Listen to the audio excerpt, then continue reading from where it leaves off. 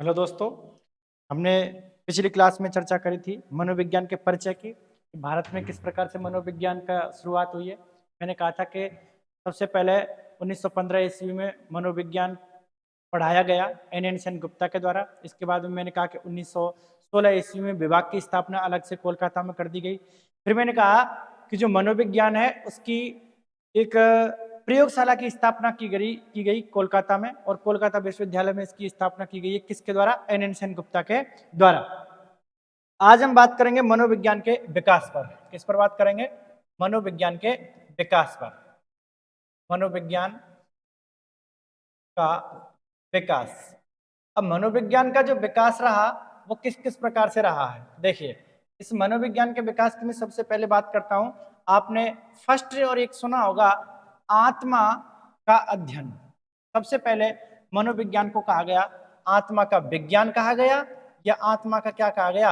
अध्ययन कहा गया। आत्मा का अध्ययन।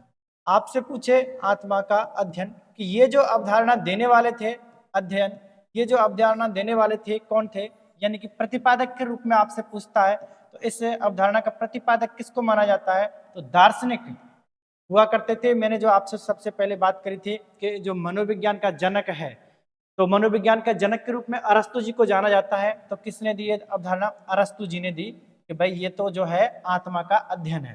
दूसरी बात करें प्लेटो साहब, इन्होंने भी कहा। तीसरी बात करें डेकार्टे, डेकार्टे या डेकार्टे, डेकार्टे, इन्होंने भी कहा था। इसके बाद में और बात करूं तो सुकरात जी, ये भी दार्शनिक हुआ करते थे, सुकरात जी। इन्होंने ये सारी अवधारणाएं जो दी थी, सॉरी, ये जो आत्मा की जो अवधारणा दी थी वो इन्होंने दी थी। अब इसका जो समय रहा, इस आत्मा की अवधारणा का जो समय रहा है वो क्या समय रहा है? वो समय रहा है 400 ईस्वी ईसा पूर्व से लेकर के, ईसा पूर्व से लेकर के और 16वीं शताब्दी तक, यानी कि 1600 ईस्वी तक ये इसका कार्यकाल रहा, मतलब समय रहा है।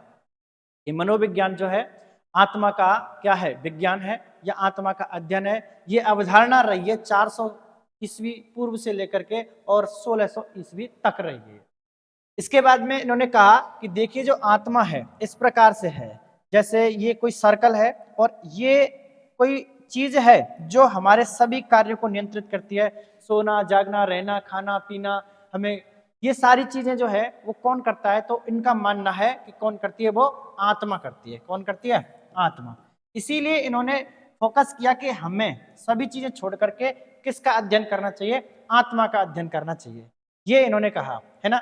मैं इसको रिटर्न में देता हूं आपके लिए कि आत्मा शारीरिक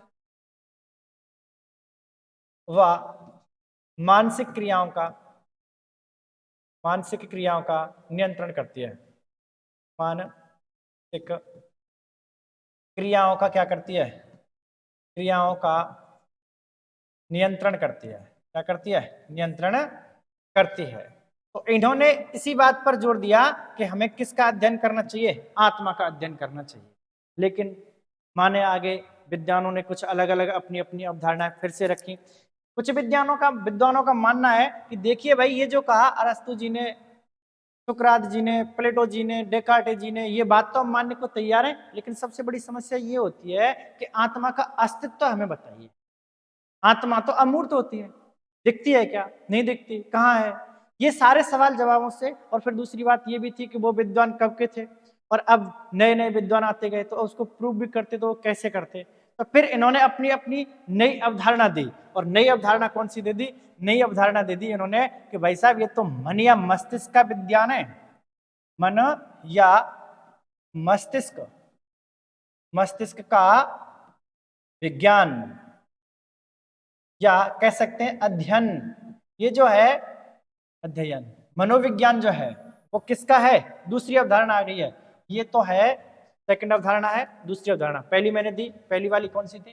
पहली वाली थी ये आत्मा का अध्ययन, और दूसरी वाली आ गई है, कौन सी आ गई है? मन या मस्तिष्क का अध्ययन। अब आपसे पूछता है कि इसका प्रतिपादक कौन रहे, इसको कहने वाले या फिर इस विचारधारा वाले कौन थे? तो प्रतिपादक में एक नाम मिलेगा आपको, पेम्पोनोजी। इन्होंने कहा, इटली के हुआ करते थे, इन्होंने कहा कि देखिए भाई, जो ये मनोविज्ञान है, ये आत्मा का अध्ययन ना होकर मन या मस्तिष्क का अध्ययन है। हमें मन और मस्तिष्क का अध्ययन करना चाहिए।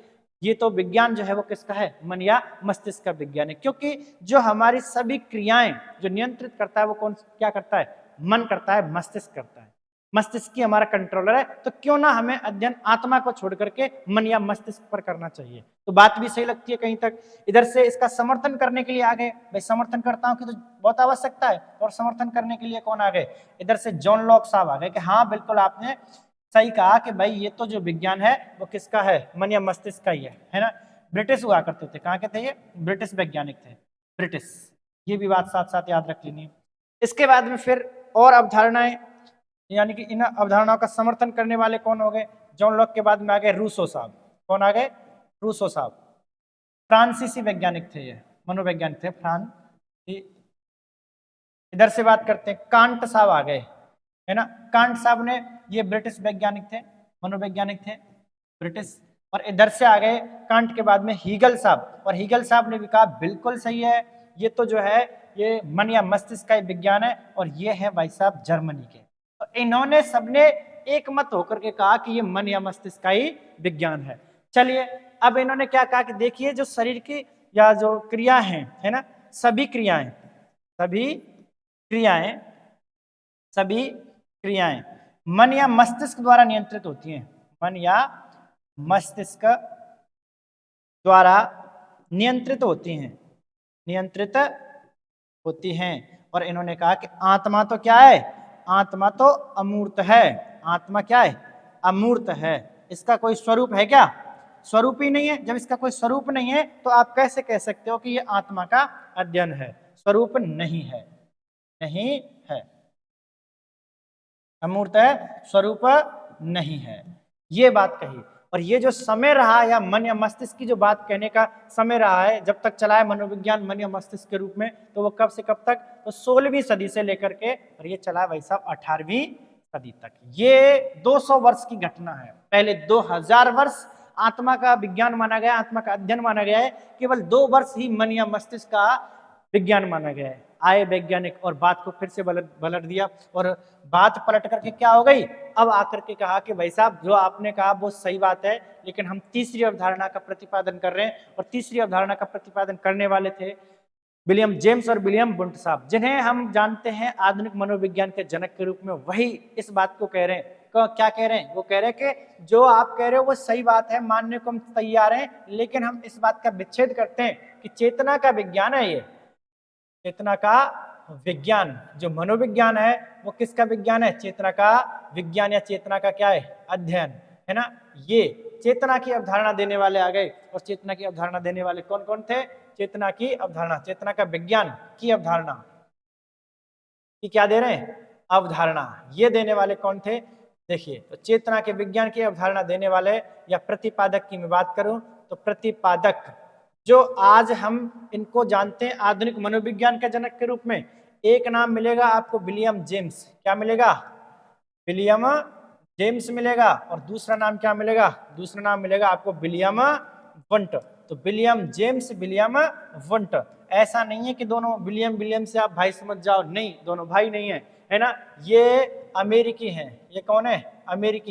अमेरिकी मनोवैज्ञानिक हैं। और ये बात करें तो जर्मन मनोवैज्ञानिक हैं। इसलिए हम कह सकते हैं कि दोनों के मत एक तो हो गए कि चेतना का विज्ञान की अवधारणा देने वाले विलियम जेम्स और विलियम वुंट साहब हो गए। अब समर्थनकर्ताओं की आवश्यकता पड़ी, और समर्थन करने के लिए कौन कौन आ गए? समर्थन करने के लिए आ गए स्टैनले हॉल साहब के। हाँ बिल्कुल सही कहा, स्टैनले हॉल ये आ गए। इसके बाद में टिचनर साहब ने भी समर्थन कर दिया कि बिल्कुल सही कह रहे हो आप। और इधर से आगे जेम्स सल्ली साहब, इन्होंने भी कह दिया कि वास्तव में बात तो सही है कि वो जो आत्मा है वो अमूर्त होती है। मन या मस्तिष्क की बात करें तो मन या मस्तिष्क की जो बात करें तो मन या मस्तिष्क तो मृत व्यक्ति में भी होता है, तो मन या मस्तिष्क कैसे काम नहीं कर पाता? फिर बात तो सही है कि मन या मस्तिष्क तो हमारे जब मर जाते हैं तब भी रहता ही रहता है। तो उसमें किसका होना आवश्यक है? उसमें चेतना का होना आवश्यक है। उसमें चेतना नहीं है तो मृत व्यक्ति के समान है, मृत प्राणी है, वो जीवित हो ही नहीं सकता। उसमें क्या होना आवश्यकता है? उसमें चेतना होना आवश्यक है। इसीलिए इन्होंने क्या कह दिया कि चेतना का चेतना की अवधारणा दे दी कि चेतना का विज्ञान है। तो ध्यान दीजिए, ये जो अवधारणा रही कब से कब तक रही, तो ये 18वीं शताब्दी से लेकर के 18वीं 18वीं सदी 18वीं सदी शताब्दी कहूँ, सदी कहूँ, सदी से, और ये रही है 19वीं सदी तक, 19वीं सदी तक, है ना, 19वीं सदी तक ये अवधारणा रही। चलो, इन्होंने कहा कि देखिए भाई साहब, बात तुम्हारी सही है, ठीक है, लेकिन हमें इस बात को सिद्ध करके बताओ मन या मस्तिष्क का विज्ञान है। तो इन्होंने क्या कह दिया, इन्होंने क्या कहा कि जो सभी शारीरिक क्रियाएं हैं, सभी शारीरिक या मानसिक क्रिया हैं, मानसिक क्रियाएं हैं,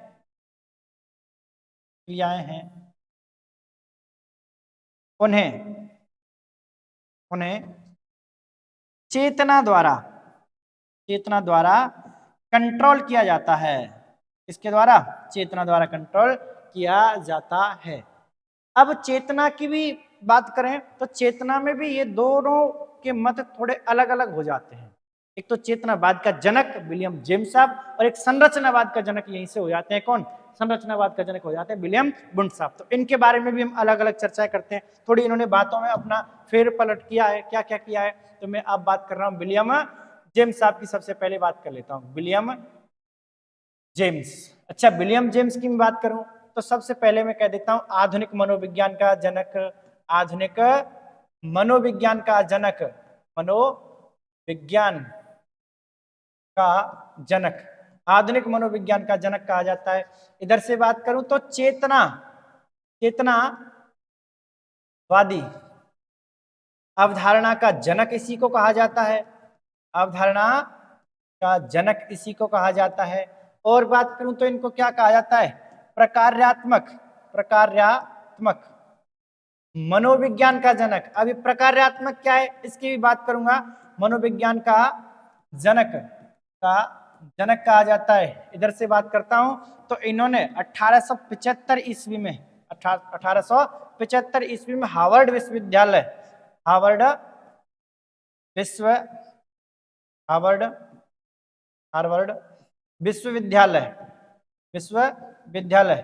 अमेरिका, कहां पर? अमेरिका में यानी कि चेतना पर कार्य किया कि चेतना किस प्रकार से कार्य करेगी। तो इसीलिए इसको प्रकार्यात्मक मनोविज्ञान का जनक कहा जाता है ना। चेतना पर कार्य किया ये चेतना क्या है, किस प्रकार से कार्य करती है, बताता हूं अभी थोड़ी देर में, देखिएगा। इसके बाद में और बात करते हैं इन्होंने क्या क्या चर्चा करी। इन्होंने कहा कि देखिए भाई, जो ये इनकी पुस्तकों की थोड़ी सी बात कर लेता हूं। इन्होंने एक पुस्तक लिखी, एक पुस्तक कौन सी लिखी? तो पुस्तक लिखी थी इन्होंने प्रिंसिपल ऑफ साइकोलॉजी,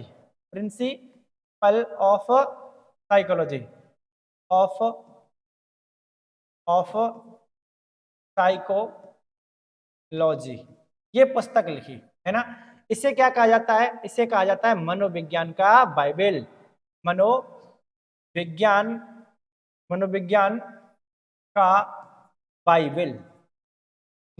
का बाइबल कहा जाता है। इधर से एक पुस्तक और है इनकी, टॉक टू टीचर्स, ये पुस्तक भी इनकी रही है ना। ये पुस्तक लिखी थी इन्होंने 1890 ईस्वी में। कब लिखी है? 1890 ईस्वी में पुस्तक लिखी है इन्होंने। इधर से बात करता हूं, इन्होंने चेतना पर कैसे बात करी। तो चेतना पर बात करी इन्होंने कि चेतना जो है वो दैहिक विज्ञान है। चेतना कैसा विज्ञान है? दैहिक विज्ञान है। चेतना दैहिक विज्ञान है। चेतना कैसा विज्ञान है? दैहिक विज्ञान है। मतलब कैसे? इस प्रकार से कि देखिए, एक तो शारीरिक संरचना होती है, शारीरिक संरचना होती है, और शारीरिक संरचना दूसरी बात जुड़ी हुई होती है। किससे जुड़ी हुई होती है? तो वो जुड़ी होती है ज्ञानेंद्रियों से। किससे? ज्ञानेंद्रियों से। यानी कि ज्ञानेंद्रियां कब काम करेंगी? जब शारीरिक संरचना से वो जुड़ी हुई होंगी। अकेली ज्ञानेंद्रियां हो, अकेली शारीरिक संरचना हो, कुछ नहीं कर पाएगी। और ये दोनों मिलकर के आपस में कार्य करती हैं। इसी को क्या बोलते हैं? प्रकार्य, यानी कि कार्यवाद बोलते हैं। प्रकार्य मनोविज्ञान का जनक इसीलिए इनको कहा गया था।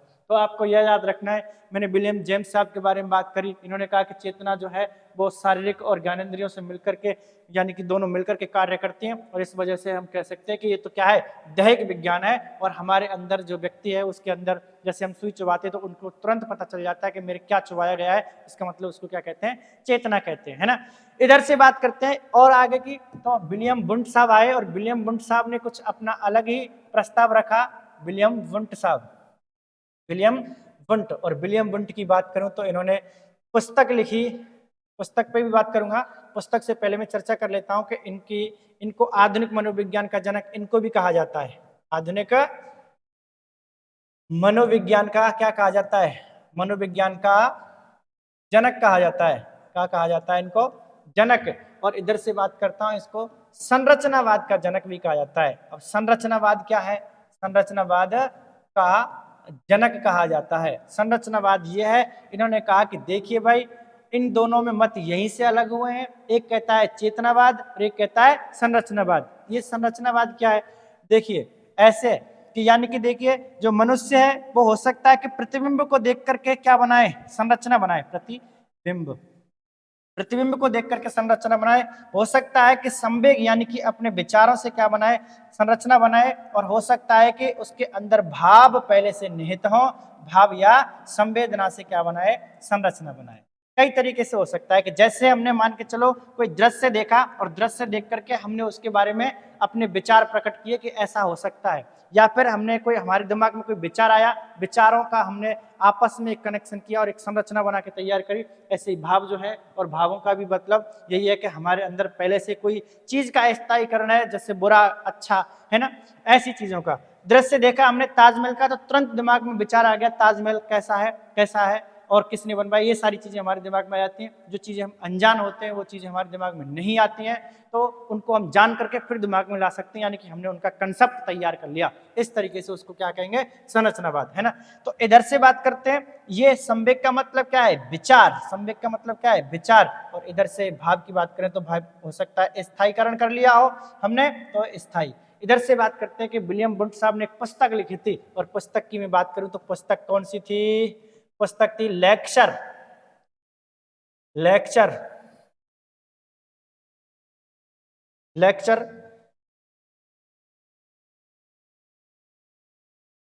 Lecture about human, human and animal psychology, and animal psychology, है ना। ये भी आपको साथ साथ याद रख लेनी है, विलियम जेम्स साहब। और थोड़ी सी बात करता हूँ वुंट की। विलियम वुंट ने क्या किया था, तो विलियम वुंट की और क्या क्या बात है, विलियम वुंट, तो विलियम वुंट साहब ने देखिए सबसे पहली बात तो 1879 ईस्वी में स्थापना करी। और किसकी स्थापना करी, स्थापना करी प्रथम मनोविज्ञान प्रयोगशाला की, प्रथम मनोविज्ञान प्रयोगशाला की क्या कर दी इन्होंने, स्थापना कर दी। प्रथम मनोविज्ञान प्रयोगशाला की स्थापना करी, प्रयोगशाला की स्थापना करी। और प्रथम मनोविज्ञान प्रयोगशाला की स्थापना कहां पर करी है, तो मैंने आपको बताया ये है लिप्जिंग शहर। कौन सा शहर है, लिप्जिंग शहर। और लिप्जिंग शहर कहां पर है, लिप्जिंग शहर है भाई साहब, और लिप्जिंग शहर है जर्मनी में। कहां पर है, जर्मनी में। तो यहां पर इन्होंने प्रथम प्रयोगशाला की स्थापना करी है।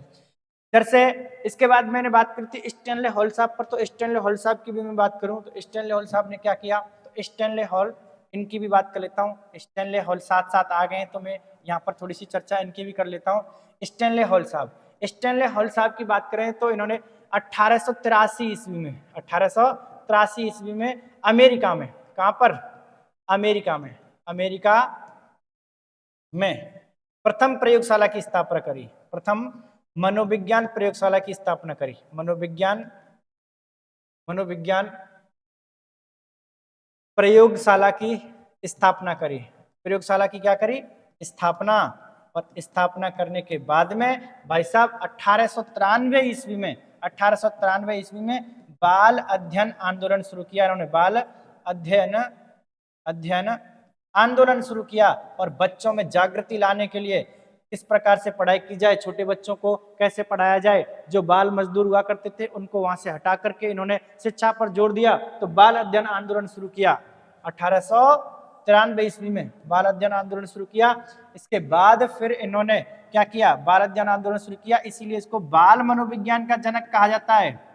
बाल मनोविज्ञान, बाल मनोविज्ञान का जनक कहा जाता है इनको। और भाई साहब इन्होंने एक लिखी थी पुस्तक, और पुस्तक कौन सी लिखी थी, पुस्तक लिखी थी एडोलसेंस, पुस्तक लिखी थी एडोलसेंस। और एडोलसेंस मतलब क्या है, एडोलसेंस का मतलब है किशोरावस्था, इसीलिए इनको क्या कहा जाता है, किशोरावस्था, और इसीलिए इनको क्या कहा जाता है, किशोर मनोविज्ञान का जनक कहा जाता है। किशोर मनोविज्ञान का क्या कहा जाता है, जनक।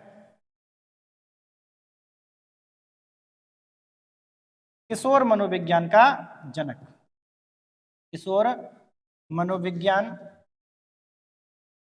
का जनक कहा जाता है, कहा जाता है। और इन्होंने भाई साहब किशोर मनोविज्ञान का जनक कहा जाता है, तो इन्होंने बाल अध्ययन बालकों के लिए, बालकों के अध्ययन के लिए, अध्ययन के लिए या उन पर रिसर्च के लिए, रिसर्च के लिए संस्थाएं ओपन की, संस्थाएं ओपन की। और संस्थाएं ओपन की, नंबर 1 संस्था की बात करता हूं तो एक तो आती है कि चाइल्ड स्टडी एंड सोसाइटी, और एक आती है चाइल्ड वेलफेयर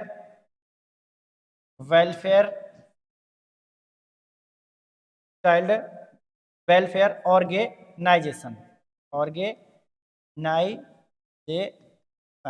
इन्होंने अध्ययन के लिए, रिसर्च के लिए दो संस्थाओं की स्थापना करी, चाइल्ड स्टडी एंड सोसाइटी और child welfare and organisation, child welfare organisation की स्थापना करी, है ना। धन्यवाद। अगली चर्चाएं आगे करेंगे। अभी व्यवहारवाद की बात करेंगे, व्यवहारवाद का जनक किसको कहा जाता है, व्यवहारवाद की अवधारणा देने वाले किसको कहा जाता है, तो ये सारी चर्चाएं करेंगे कल। धन्यवाद।